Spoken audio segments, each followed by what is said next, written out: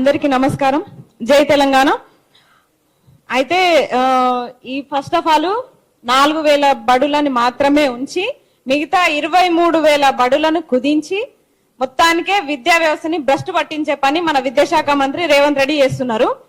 అయితే నేను ఒకటే అడుగుతా, 25,000 మెగా డిఎస్సి అన్నారు. ఒక నిరుద్యోగిగా అడుగుతా, 25,000 మెగా డిఎస్సి మీరు ఇస్తే 25,000 పోస్టులతో ఇస్తారు కదా, మరి ఈ 4,000 స్కూళ్ళల్లో మేము ఏం చేసుకోవాలి? ఒక స్కూల్లో ఎంతమందిని పెడదామని మీరు కుదించాల్సింది మా గవర్నమెంట్ స్కూళ్ళని కాదు.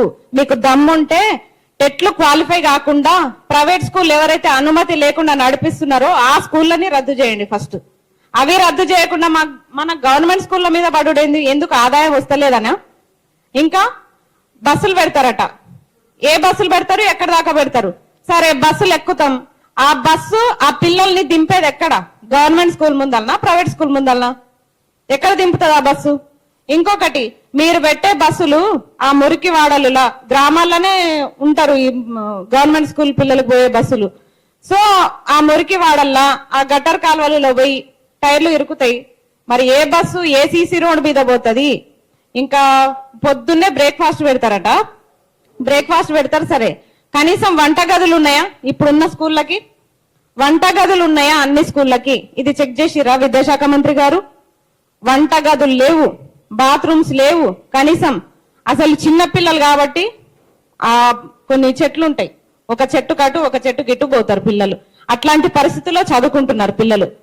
మా ఊర్లో అయితే మా నాన్న స్వీపర్ ఉండే అన్న. అయితే మా నాన్న చనిపోయిన తర్వాత బీఆర్ఎస్ గవర్నమెంట్ వచ్చినాక ఆ స్వీపర్ వ్యవస్థనే తీసేసారు. కనీసము ఇప్పుడున్న స్కూళ్ళల్లో ఊడ్చేటోళ్ళు కూడా లేరు. అట్లాంటి స్కూళ్ళు ఉన్నాయి ఇప్పుడు.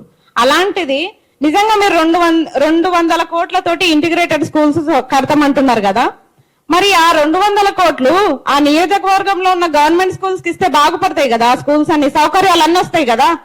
కనీసం ఆ స్కూళ్ళకని 2 కోట్లు ఇచ్చినా ఆ స్కూళ్ళని బాగుపడతాయి. బాత్రూమ్స్ వస్తాయి, వంట గదులు వస్తాయి, ఆ పొగకి పిల్లలు ఇబ్బంది పడరు. మా అత్తమ్మనే వంట చేస్తుంది స్కూల్లో. ఇప్పటికీ మా అత్తమ్మ పొద్దున పోతుంది, స్కూల్ ఊడుస్తుంది, ఆ వాష్రూమ్లు కడుగుతుంది. ఇంకా చదువుకోలేదు నయ్యం, టీచర్ వృత్తి కూడా మా అత్తమ్మనే చేసేది. ఆ వంట చేస్తుంది. ఆ వంట చేసే ఆ పొగకి మొత్తం ఉన్నదే 2 రూమ్లు ఉంటాయి. ఒకటి హెడ్ మాస్టర్ రూమ్, ఒకటి క్లాస్ రూమ్. ఓ 3 టీచర్లు ఉంటారు. నేను చదివేటప్పుడు 3 ఉండిండ్రి. మా అత్తమ్మ వండే వంటకి మొత్తం పొగ చుట్టూ మొత్తం చుట్టేది. ఇట్లా కళ్ళు దూడ్చుకుంటూ చదువుకునేటోళ్ళం. అట్లాంటి పరిస్థితుల్లో స్కూల్స్ ఉన్నాయి. ఇవన్నీ మేము స్వయంగా చూస్తున్నాము. ఇవన్నీ బాగు చేయండి అంటే మీరు, నేను ఉన్న స్కూళ్ళని తగ్గిస్తానంటే మీరు ఇస్తాము అన్న 25,000 మెగా డిఎస్సి ఇప్పుడు ఎక్కడుంది చెప్పండి? ఏ పోస్టులతో ఇస్తారు? మీరు ఈ మధ్య బట్టి విక్రమార్క గారు అంటున్నారు 3,000 పోస్టులతో. అంటే మీరు ఫస్ట్ పోస్టులు కుదించారు, మాకు అర్థం కాలేదు అప్పుడు. ఇప్పుడు దీనికి దానికి కంపారిజన్ చేసుకుంటే అర్థమవుతుంది. అంటే మీరు ప్రీ ప్లాన్ గా ఉన్నారు. నిజంగా విద్యాశాఖ మంత్రి గారు రేవంత్ రెడ్డి గారు, మీరు కొడంగల్లా గవర్నమెంట్ స్కూళ్ళకి వెళ్ళండి. పాపం మా టీచర్లు ఈ జూన్ మొత్తం 1 నెల ముందు మొత్తం తిరిగి వాళ్ళు అలసిపోయారు. కాలు అరిగేపట్టు తిరిగి వాళ్ళు బ్యానర్లు పట్టుకొని వాళ్ళు పిల్లల ఇంటికి పోయి అడుగుతున్నారు స్కూల్లో జాయిన్ చేయండి అని. మీరు ఒక పని చేయండి, విద్యాశాఖ మంత్రి కదా, మీరు 4,000 స్కూళ్ళకే కుదిస్తున్నారు కదా, ఈ 4,000 స్కూళ్ళ బాధ్యత మీరు తీసుకోండి. ఆ పిల్లల అడ్మిషన్ల బాధ్యత మీరు తీసుకోండి. ఫస్ట్ కొడంగల్ నుంచే స్టార్ట్ చేయండి. కొడంగల్లా నిరుపేద విద్యార్థులని గవర్నమెంట్ స్కూల్లో జాయిన్ చేయండి అబ్బా. మీరు ఒక 10 అడ్మిషన్లు చేపియండి, తెలుస్తుంది ఆ టీచర్ల బాధ, ఈ బాధ అంతా తెలుస్తుంది. స్వీపర్లు లేరు, బాత్రూమ్లు లేవు, వంట గదులు లేవు, కనీసం ఆ వంట చేసేటోళ్ళకి బిల్లులు రావు. ఇవన్నీ పెట్టుకొని గవర్నమెంట్ స్కూల్లో ఈ సమస్యలన్నీ పెట్టుకొని మీరు కొత్త సమస్యలు తీసుకొస్తా, స్కూళ్ళన్నీ తగ్గిస్తా అంటే మాత్రం కుదరదు. దయచేసి ఈ ప్రకటనని వెనక్కి తీసుకోవాలి. లేకపోతే మాత్రం టీచర్ ఆస్పిరెంట్స్ గా చెప్తున్నాము, మా బడులను కాపాడుకునే బాధ్యత మాది, మా ఊర్ల బడులను కాపాడుకునే బాధ్యత మాది. ఖచ్చితంగా కాపాడుకుంటాం. ఇంకొకటి, ఈ స్కూళ్ళన్నీ బంద్ చేసి తాళాలేసి మీరు ఏం చేద్దాం అనుకుంటున్నారు? బెల్ట్ షాపులు పెడతారా? ఏం చేస్తారు విద్యాశాఖ మంత్రి? బెల్ట్ షాపులు పెడతారా? ఆదాయం వస్తుంది కదా. ఎక్కడ మొత్తం ప్రైవేటీకరణ మీద మీకు ఇంట్రెస్ట్ ఉంది. టెట్ క్వాలిఫై కానీ అభ్యర్థులతోనూ పాఠాలు చెప్పిస్తున్నారు. మేమేమైపోవాలి?